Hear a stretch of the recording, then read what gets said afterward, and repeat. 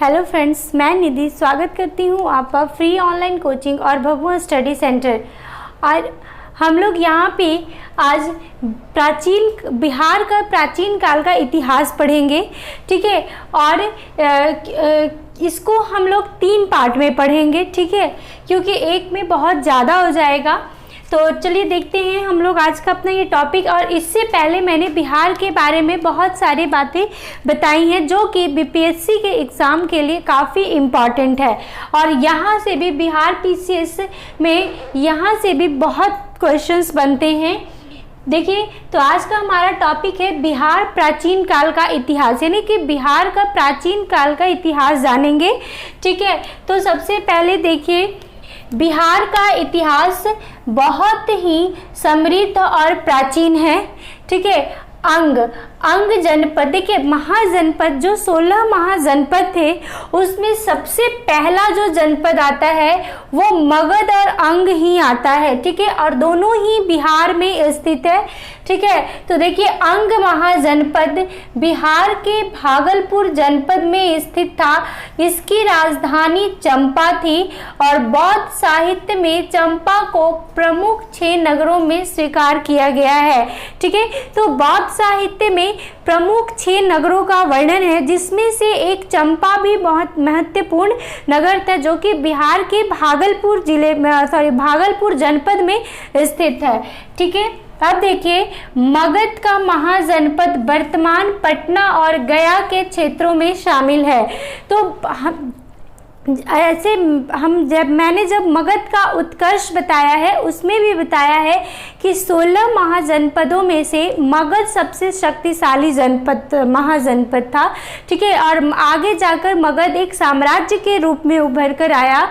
और मगध और पटना और गया वाला, जो वर्तमान का पटना और गया वाला क्षेत्र जो है वो मगध का क्षेत्र था प्राचीन समय में, ठीक है। बिहार में मगध का महाजनपद वर्तमान पटना और गया के क्षेत्रों में शामिल है और इसकी राजधानी राजगृह थी, ठीक है। प्राचीन नाम गिरिव्रज था और अब आधुनिक नाम राजगृह है, ठीक है। बिहार के चिरांद छपरा जिले में है। और मैंने इसके बारे में जब नवपाषाण काल पढ़ाया है उसमें भी मैंने बताया है कि चिरांद नामक स्थान पे ताम्रपाषाण युगीन सभ्यता और यहाँ से नवपाषाण के भी प्रमाण मिलते हैं, ठीक है। तो ताम्रपाषाण युगीन सभ्यता के चिन्ह मिले हैं और लाल काले मृदभांड प्राप्त हुए हैं, ठीक है। तो ये मृदभांड के बारे में जब मैंने बताया है उसमें मैंने ये चिरांद के बारे में बताया था, लेकिन ये बिहार के इतिहास को हम लोग यहाँ देख रहे हैं। तो देखिए, बिहार का जो चिरांद है जो कि छपरा जिले में है, तो वहाँ पे ताम्रपाषाण युगीन सभ्यता के चिन्ह मिले हैं और नवपाषाण युगीन सभ्यता के भी मिले हैं और लाल काले मृदभांड वहाँ से प्राप्त हुए हैं, ठीक है। अब देखिए, शतपथ ब्राह्मण में विधेय माधव की जो कथा मिलती है और उसके पुरोहित गौतम राहुल गण की जो कथा मिलती है, ठीक है, राहुल गण की जो कथा मिलती है, तो ये कथा सरस्वती नदी के तट से वो बिहार के गंडक नदी के तट पर पहुंचने का विवरण है, ठीक है। तो जो कथा में जिस नदी का उल्लेख किया गया है गंडक नदी, वो बिहार में ही स्थित है, ठीक है। यजुर्वेद में सबसे पहले विदेह राज का वर्णन है, ठीक है। तो जो विदेह राज है का वर्णन हमें यजुर्वेद में मिलता है वो बिहार में स्थित है, ठीक है। वज्जी संघ, अब वज्जी संघ जो है, वैसे जब मैंने आपको बताया है बिहार विश्व में क्यों प्रसिद्ध था, उसका एक कारण वज्जी संघ भी था, ठीक है। क्योंकि वज्जी संघ ये सबसे प्राचीन गणतंत्रात्मक संघ है, ठीक है। तो देखिए, ये वज्जी संघ उत्तरी बिहार में स्थित है और इसकी राजधानी वैशाली है, ठीक है। और वज्जी संघ 8 गणराज्यों से मिलकर बना है। इसी के ज्ञात्रिक गणराज्य, ठीक है, जो 8 गणराज्य थे उसमें से एक गणराज्य है ज्ञात्रिक गणराज्य, और ज्ञात्रिक गणराज्य में ही यानी ज्ञात्रिक कुल के जो गणराज्य था उसी में महावीर का जन्म हुआ है।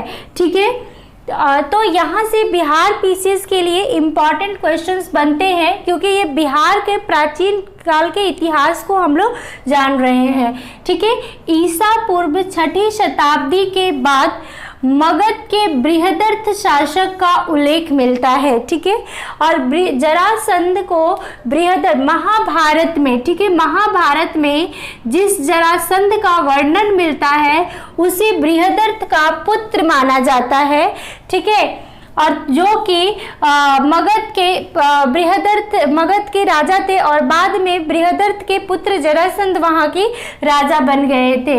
ठीक है, ईसा पूर्व 6ठी शताब्दी में हर्यक वंश का राज्य स्थापित था। ठीक है, 6ठी शताब्दी में हर्यक वंश का राज्य स्थापित था, और इस वंश का बिंबिसार गौतम बुद्ध के समकालीन है था। ठीक है, तो देखिए ये इंपॉर्टेंट क्वेश्चन है कि गौतम बुद्ध के समकालीन कौन सा शासक था? बिंबिसार था। ठीक है, बिंबिसार गौतम बुद्ध के समकालीन शासक था, जो कि हर्यक वंश का शासक था। ठीक है, महागोविंद नामक वास्तुकार, देखिए ये सारे इंपॉर्टेंट है, यहाँ से क्वेश्चंस बनते हैं। महागोविंद नामक वास्तुकार बिंबिसार के दरबार में था, जिसने राजगृह का निर्माण किया था। ठीक है, तो ये भी बीपीएससी का क्वेश्चन है ये कि किस वास्तुकार ने राजगृह का निर्माण करवाया था और वो किसके शासनकाल में था? तो बिंबिसार के शासनकाल में था, और वास्तुकार का नाम महागोविंद है। ठीक है, और प्रसिद्ध चिकित्सक जीवक, जो जीवक है, जो प्राचीन काल का प्रसिद्ध चिकित्सक था, वो भी बिंबिसार के दरबार में ही सुशोभित था। ठीक है, अजात शत्रु के प्रसिद्ध मंत्री सुद्धि, वसस्कार और प्रचंड। ठीक है, अजात शत्रु के जो प्रसिद्ध मंत्री सुद्धि, वसस्कार और प्रचंड थे।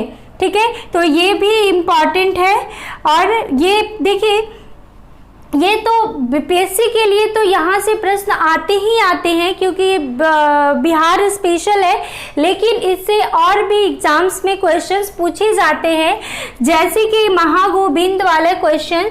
ठीक है, उसके बाद अजात शत्रु के प्रसिद्ध मंत्री के बारे में। ठीक है, इसके अलावा भी बहुत सारे क्वेश्चंस यहाँ से और भी गवर्नमेंट एग्जाम में आते हैं, लेकिन ये बिहार स्पेशल है, बिहार का प्राचीन इतिहास है, इसलिए यहाँ से काफ़ी इम्पॉर्टेंट क्वेश्चंस बनते हैं।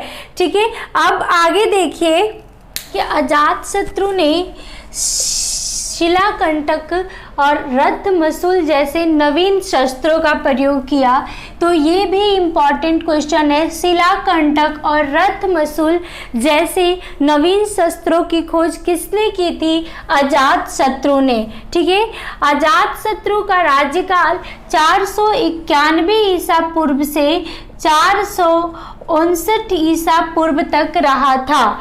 ठीक है, अजात शत्रु के शासनकाल में ही राजगृह में प्रथम बौद्ध संगति हुई थी।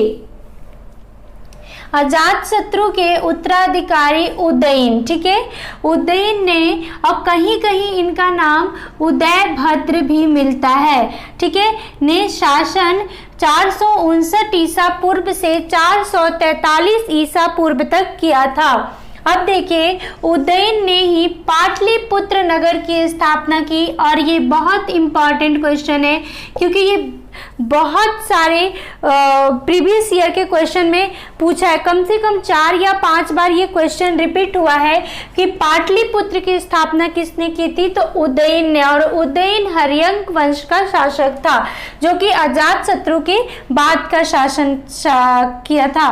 ठीक है, अंतिम शासक था नागदशक, यानी हर्यक वंश का, यहाँ देखिए मैं लिख देती हूँ, हर्यक वंश का अंतिम शासक नागदशक था और नागदशक की हत्या करके शिशुनाग ने शिशुनाग वंश की स्थापना की। ठीक है, और शिशुनाग का उत्तराधिकारी कालाशोक था और कालाशोक को काकवर्ण के नाम से जाना जाता है।